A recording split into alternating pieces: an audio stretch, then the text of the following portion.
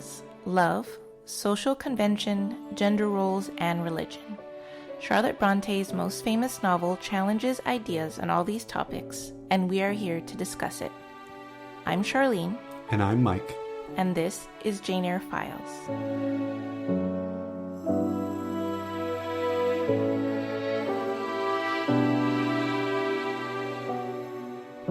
Chapter 26. Struck with a Subtle Doom.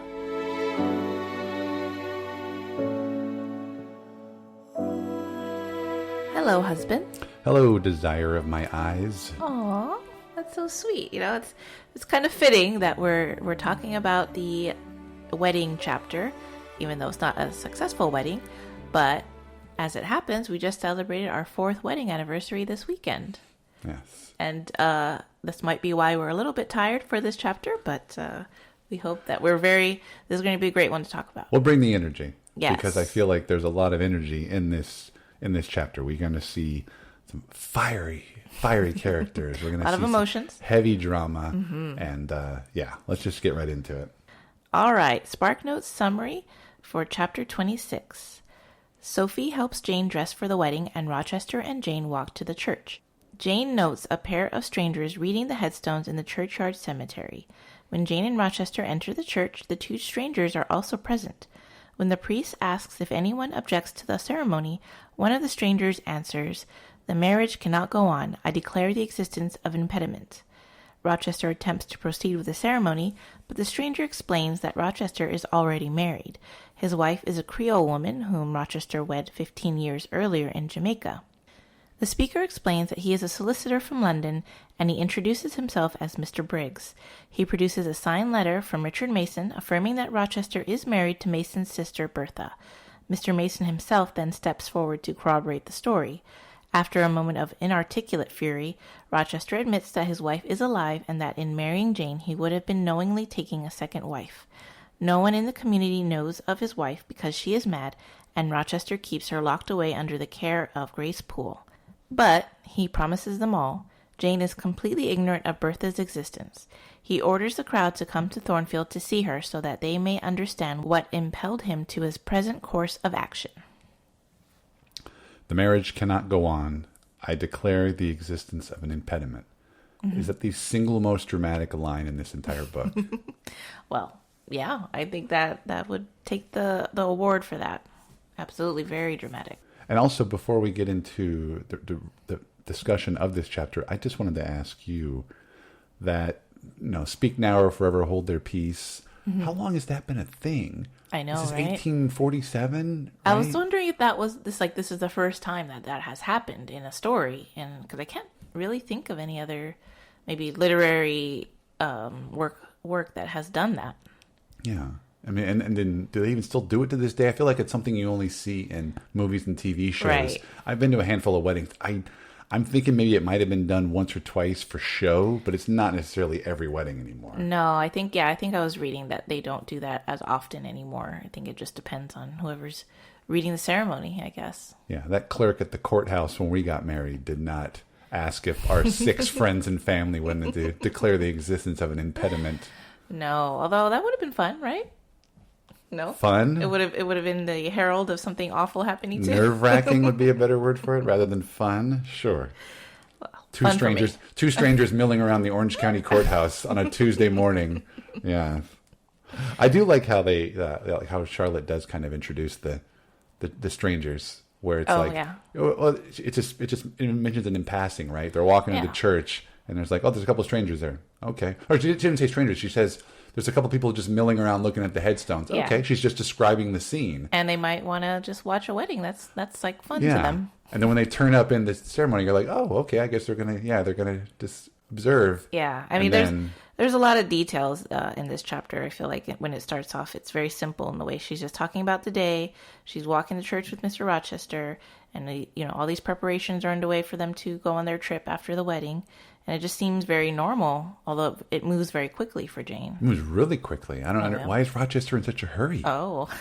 the mystery starting to deepen here. Yeah. Where, he seems a little bit off, but it's just a nerve-wracking day for the both of them, probably. Yeah, I mean, he could be. I don't think he's having cold feet. He's trying to get it done. It's, maybe there's some nervous anxiety from him, which is probably the exact opposite of the nervous anxiety that Jane has. I would imagine. Yeah. I was going to ask you too.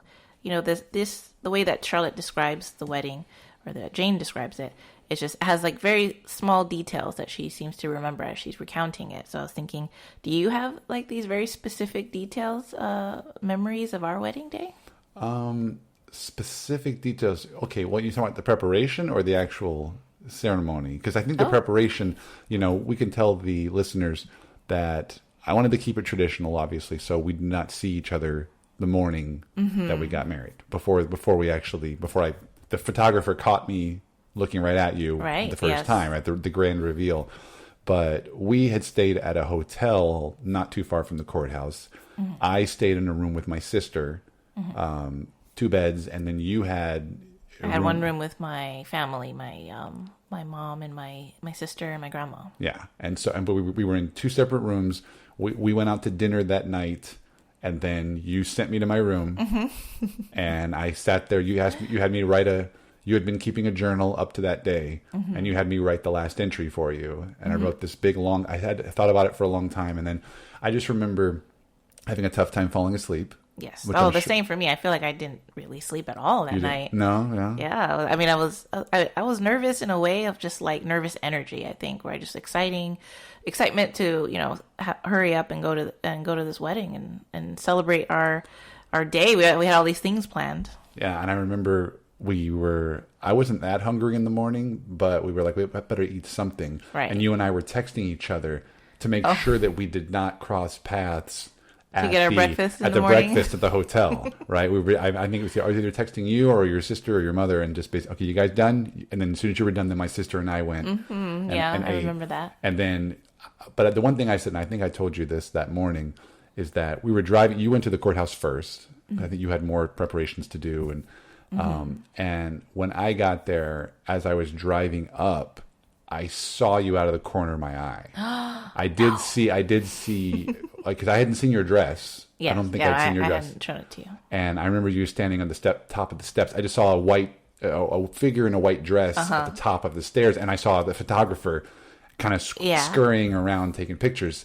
And so I didn't want to look. There's peripheral vision. I could see them. You averted your eyes instantly. Yeah, that's yeah. good. And then we parked, and then when I walked up to the courthouse, the photographer was like, "You stay there," and he's like, "Let's wait until you're ready, and I'll call you over." And then I'll walk up the steps, and he got the exact reaction. Yeah, where my heart stopped, basically. Aww. So it was a wonderful moment. Yeah, I'm trying to think. I don't remember specifics, just sort of like that. Do you have any like specific memories from? Did you remember what you had for breakfast, or any kind of conversation that you had that morning? I don't remember. Yeah, I don't remember. I do remember the excitement of like when I was waiting in the courthouse and I could see you walking up, so I knew that you were coming.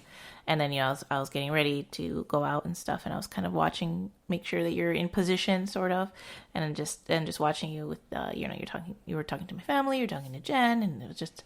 Yeah, it was just that excitement of seeing. Okay, now this is it. This is going to happen. Yeah. And we had like I said, we had a kind of I wouldn't say boring wedding, but it was just at the county courthouse. We kept it simple. Yeah, I wanted a simple wedding. Yeah, we had fun afterwards. We went to the Disneyland afterwards. The happiest place on earth. Exactly. And so, but like there was some sort of formalities. Like I got that first reaction. We took some pictures, and then it was like, now we got to stand in line with the clerk. Oh, yeah. And like, okay, go over your marriage certificate and all that stuff. So it wasn't, it was a good moment. And then after that, once the relief was over, and then it was like picture time. So, yeah. But as compared to with Jane Eyre, now we're getting into a lot of just the mystery starting to unfold, right? Like we've been dealing with it for 20, I wouldn't say 20 chapters, and ever since she's been to Thornfield, for right? sure. Yeah. Her first day there, that she hears this funny laughter coming from the third story. And now we get this major revelation. We finally know about the mystery and who Richard Mason is, Grace Poole, and why Rochester was keeping all these things secret. Yeah, and I think I've mentioned it on the show already, but I like how when you reread it the second time, you start to see those subtle touches. Yes. When you're reading it the first time, you're just like, oh, there's a weird noise or there's something happened. Yeah, obviously the bed's on fire. That's going to stand out. But, and so when I went back through it, it was like, oh, I don't remember Jane paying attention to some random noise. And now it's like, oh, it was Bertha. It's Bertha the whole time. Yeah. And we've kept, I know that people who are listening to this show most likely have finished reading the book. But in case there's a situation where they're reading along one chapter at a time with us, good luck, because I hope we haven't spoiled too much. But I think I try to do my best to not refer to Bertha in any way. Now we can finally talk about Bertha. Yeah. We don't talk about Bertha. No. Well, yeah, speaking of that, do you remember how you felt when that reveal was first made? I don't think I can honestly say that I saw it coming. Because I feel like everything was heading in this good direction. There were some unexplained mysteries for sure, but wife in the attic. Why would you even think that? I never would have guessed that. And I feel like it took the book to a different place. It's like a place that allows it to, I don't know, stand among like the great pieces of literature. Right. Because otherwise it's just this Victorian romance novel, and now you have the Gothic elements that you're talking about, where it's a huge twist to the story, to a romance. You think that it's just a normal sort of romance, but... Do you remember how you felt when the reveal was made? I mean, kind of, but I have a vivid memory of like reading this book.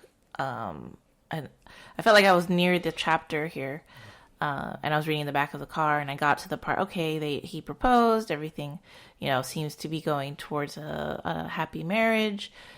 I guess that's kind of where this book is going. Now it's going to be their married life. So yeah, when you held the book, you can tell there's still another third of the book to go, right? Yeah. So it's kind of strange, but maybe I was happy to see more of their married life. Maybe some more drama that will come up, but I feel like I stopped at that point. I can take a breather. I've been reading this so quickly because I'm just so interested in this kind of really. Will they or won't they romance, and now that they're together, a little bit of that dramatic tension is kind of gone. So now I can take a break and then read the next chapter. I'm like, oh my God, why did I stop reading? This is the best chapter yet. Now what's going to happen? Yeah, now that I think about it, didn't Rhett and Scarlett get married? There's still plenty of Gone with the Wind after that, right? Oh. I mean, that's a gigantic book, but I have not read that book, so I've only seen the movie, so I don't know how I would have felt coming back to that chapter and thinking, oh my God, there's still so much more of this book left. Yeah, and now we get to see different sides of Rochester at the same time. Like I feel like we see a little bit of his fiery nature, like that line where he says, when they say that I have a letter from Mr. Mason or whatever, and I think that's when Rochester says, produce him or go to hell. And I was just like, I was going to ask you, did anybody else talk like that in Victorian era literature? A Byronic hero? Like, yeah, I would think so. I mean, I can't think of any right now. Probably there's been a bunch of kind of maybe more villains that would speak that way. So, Rochester is towing the line between the protagonist and the villain of the story. Yeah, we don't say Byronic villain.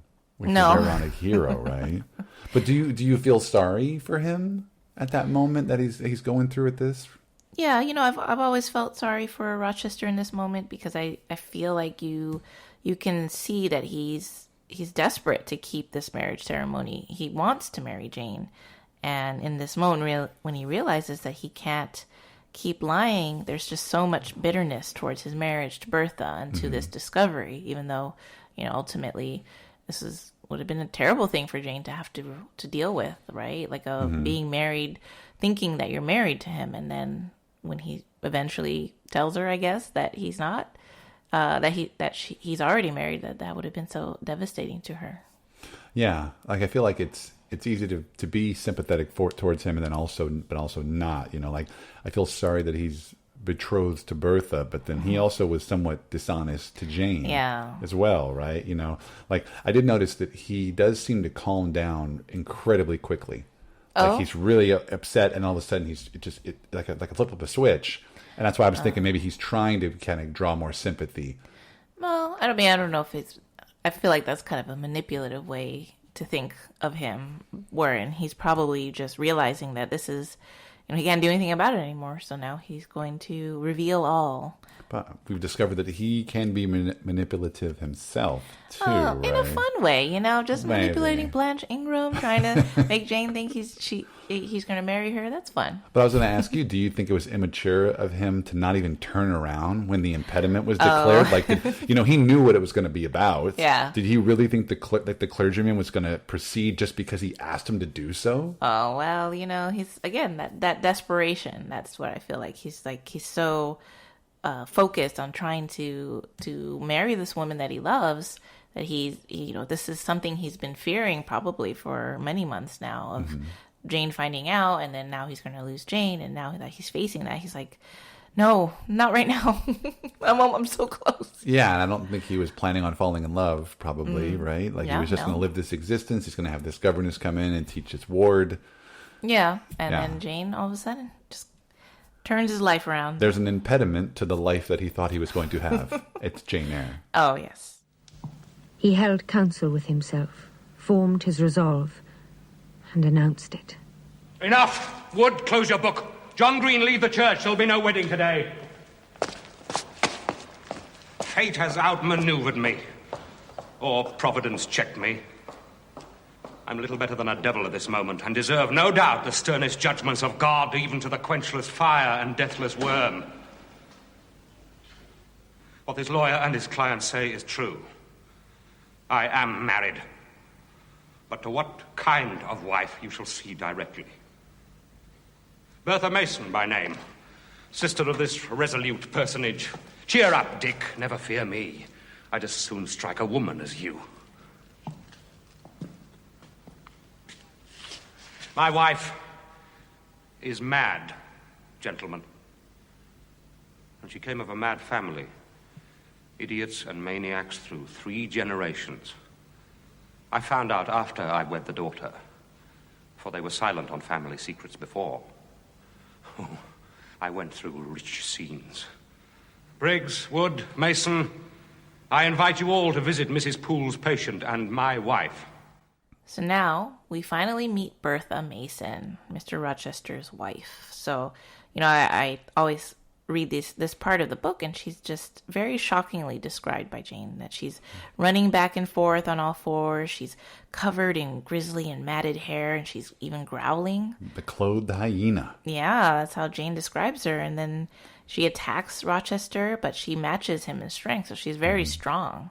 Yeah, and I did like how, I think Charlotte writes, she uses the expression, quote, he would not strike, he would only wrestle. Yes. That kind of caught my attention, that, Yeah, I mean, that's still very important. He's a gentleman. Well, because he doesn't hit his wife.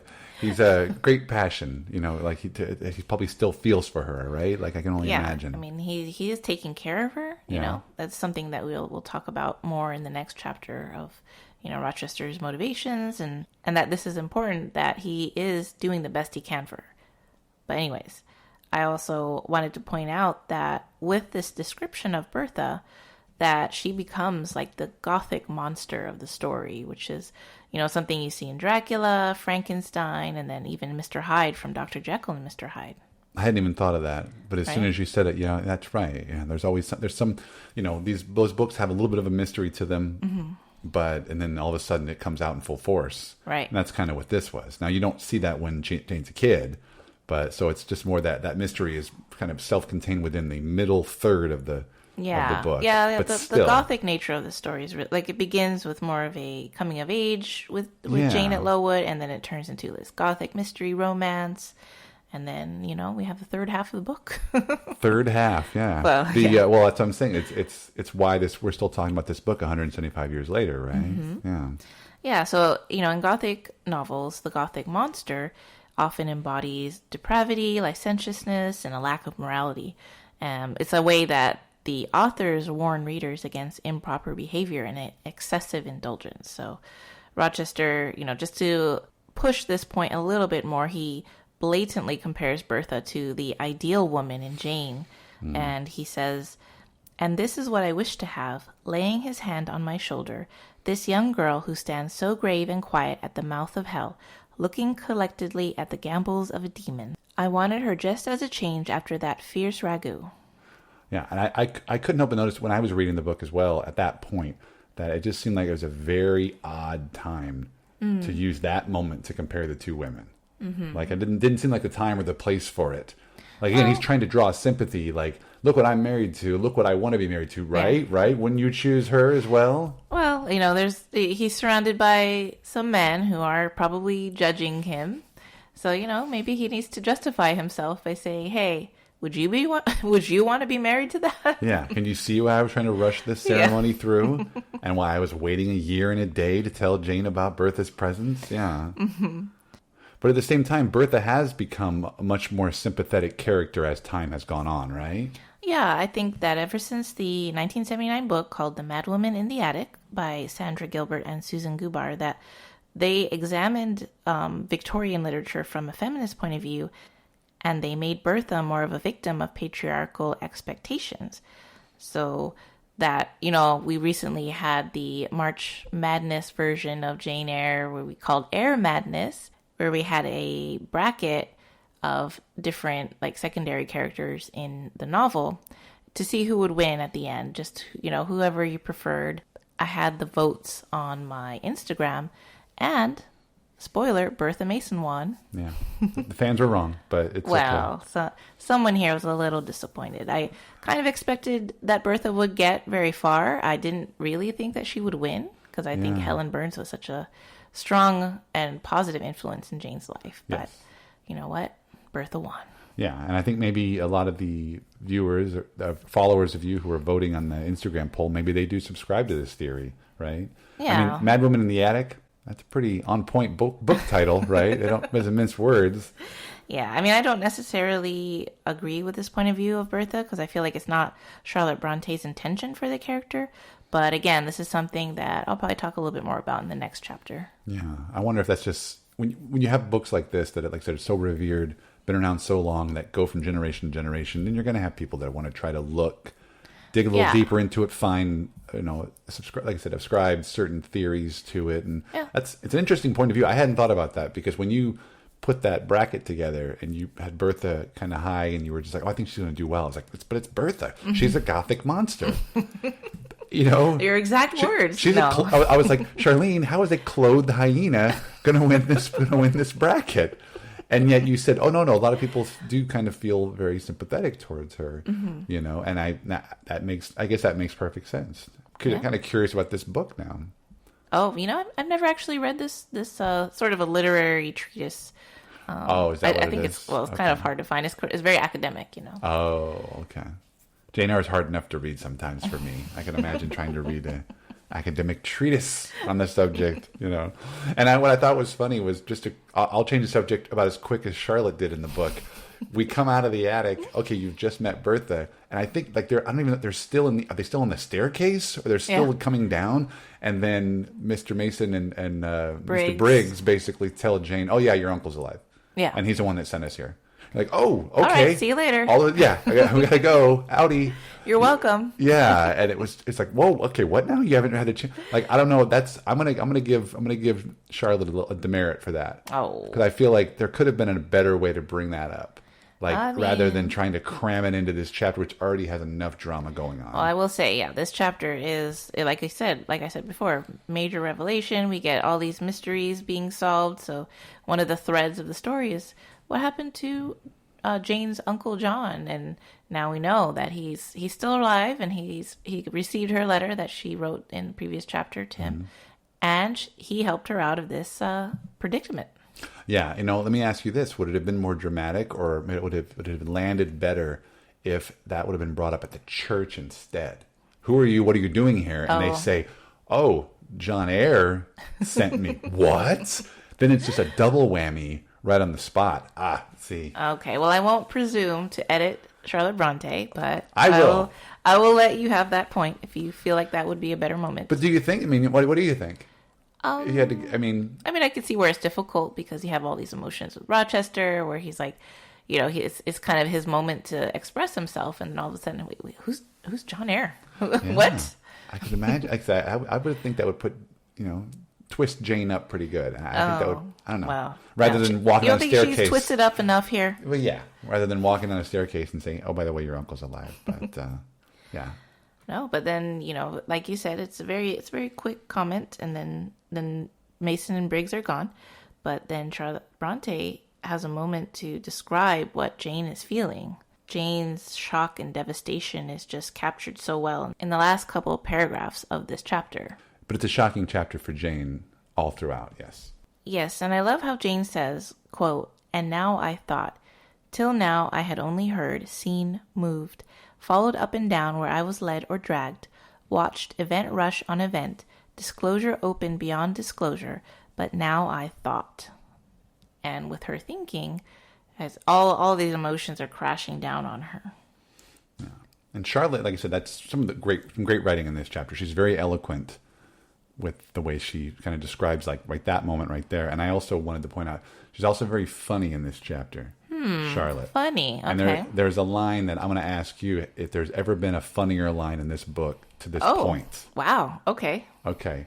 And this is after everything is all over and Jane is, retiring back to the house. And she says, quote, "The morning had been a quiet morning enough, all except the brief scene with the lunatic." Oh, too blunt for you. Yeah, because it reads kind of funny to me. Oh, the morning was quiet enough, except for that brief scene with the lunatic. I'm like, I didn't know Charlotte had it in her. Well, now that you say it like that, yeah, I can yeah. see. But yeah, that's also kind of still denigrating Bertha by calling her a lunatic, not by, that brief scene with Rochester's wife. Maybe that's too hard for her to say. That mysterious woman upstairs, or that mad woman even, I feel like that sounds better than lunatic. Yeah, which makes me kind of go back to that thing about how these other people in modern times have tried to make her this sympathetic character, where even Charlotte herself is referring to her as a lunatic. Yeah. You know? Yeah, in the last paragraphs, I feel like Jane isn't really angry with Rochester, which is surprising to me. But she seems more convinced that he never really loved her. She says, quote, "Real affection, it seemed, he could not have for me. It had only been fitful passion." She is just more devastated that she has lost her faith in him and her trust. Yeah. It feels like, we've talked about it when they first proposed, or when they first became engaged, I guess you should say. She's very self-deprecating. Mm-hmm. And her first thought in this, and all of this, is like, oh, it must be my fault. Yeah. He doesn't like me. Yeah, he didn't really love me. Yeah, that's an awful way to heartbreaking. Go through. Yeah, it's the last couple of paragraphs are very, very difficult to read. Yes, you know, a lot of emotional damage in that last part. Oh, the meme. Yeah. But what do we have in this chapter when it comes to interesting context, Charlene?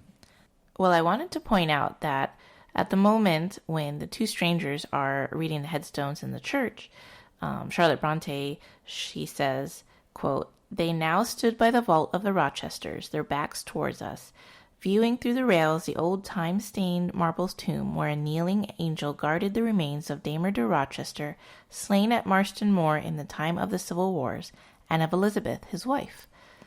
And I wanted to mention the Battle of Marston Moor was in 1644, and it was an important one in the English Civil War in which the parliamentarians defeated the royalists. And so because of it, King Charles I essentially lost control of northern England, and it boosted the reputation of Oliver Cromwell. And, if you were paying attention, this is the second reference that Charlotte Bronte makes to the Civil War. This first was Helen Burns learning about it in class at Lowood. I've already forgotten about that. That's been several chapters ago. Yes. And then we've also watched, there's a really great film about Oliver Cromwell, which I highly recommend if anybody's listening. I think it's still streaming on Amazon Prime. Yeah, I believe so. At the time of this recording. And it's all about that Civil War, and it's Richard Harris, just an incredible performance of Oliver Cromwell. And we also get a co-starring role from friend of the show, Michael Jayston. Yes. When we saw him at that convention where we recorded our interview with him, we brought up, we just watched Cromwell, and he was kind of downplaying the movie. I'm like, no, you're great, and it's a very good movie. It's heavy, it's a little bit long, but it's still a fascinating aspect of that British history that maybe people don't know entirely everything about. Yeah. Yes, and if you're interested in other actors to have played Rochester, Timothy Dalton is also in it. That's right. We get two Rochesters in this movie about Oliver Cromwell. That's right. So now we come to the last part of our podcast where we talk about the meaningful passage or quote. And Mike, why don't you start us off? Well, again, I mentioned that the chapter ends on a really, really sour note, and it's kind of hard to read those last few paragraphs. And the most meaningful quote to me in this entire chapter comes from that section. Oh, right. And it's after Jane has, again, retired back to the house and by herself, and she says, quote, "I was in my room as usual, just myself, without obvious change. Nothing had smitten me, or scathed me, or maimed me. And yet, where was the Jane Eyre of yesterday? Where was her life? Where were her prospects?" End quote. And I just feel like, I said that's got to be the saddest line in the book. Yeah. We haven't seen anything like that probably since the description of the sick kids at Lowood, maybe. Yeah, Helen's death. Yeah, and I feel like the next paragraph that follows, which begins, "Jane Eyre, who had been an ardent, expectant woman," that is the most depressing read. Yeah. Charlotte references weather again. She talks about, it's more figurative. She talks about a Christmas frost and a torrential flood and a dried up riverbed. It's just that I had a really, really tough time reading that, even though I know it was almost the end of the chapter. But yeah, it was just, I can deal with, Bertha, and I can deal with, I declare an impediment. But when it comes down to like on an individual emotional level like that, you just feel so bad. It's a fictional character, but yet you just feel so bad for him. It's really affecting. And it's a great prose that Charlotte Bronte describes. I love how she describes this like overwhelming emotion that Jane's feeling. Is like a flood coming, and she's just sinking under all this in the waters, and it's just really effective again. Yeah, and like you said, it's unfortunate. It's the self-deprecating nature that adult Jane seems to have, is that her first thought is, this is all on me. And she feels very alone too. Yeah, that's tough. That's tough. Yes. So Charlene, what was your most meaningful passage or quote from this chapter? So my most meaningful passage is from a little bit earlier, where Jane first hears Mr. Briggs say that Rochester has a wife. And the quote goes, "My nerves vibrated to those low-spoken words as they had never vibrated to thunder. My blood felt that subtle violence as it had never felt frost or fire.